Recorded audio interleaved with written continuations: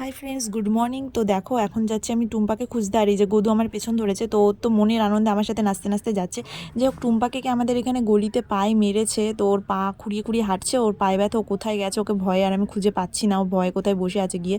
আর এই দেখো, এই সারা রাস্তা আমার সাথে সাথে যাবে। এই দেখো, 3-4টে গলি পরে খুঁজে পেয়েছি।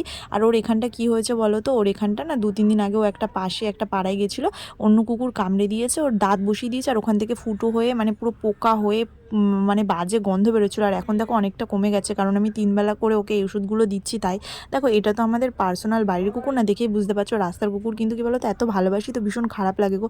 তো যাই হোক, এই বেটারাইন পাউডার, আর এই পাউডারটা তোমরা এনে রাখতে পারো। এই পাউডারের নাম হচ্ছে তোমার গড ব্যাক পাউডার। ভীষণ ভালো, রাস্তার আশেপাশে কুকুরে দেখবে অনেক সময় কেটে ফেটে যায়, রক্ত বেরোয়, একটু পোকা হয়ে যায়, পাউডারটা দেবে আর কিচ্ছু লাগবে না। আর এইটা দেখো স্প্রে, এটা হচ্ছে যাতে মাছি বসে মানে আর কি ডিম না পারতে পারে তার জন্য। যাই হোক, এই ওষুধগুলো D52, আর এই ওষুধগুলো আমরা রেখে দিয়েছি এনে ওদেরকে দেওয়ার জন্য। তো আজকে এই পর্যন্ত, টাটা।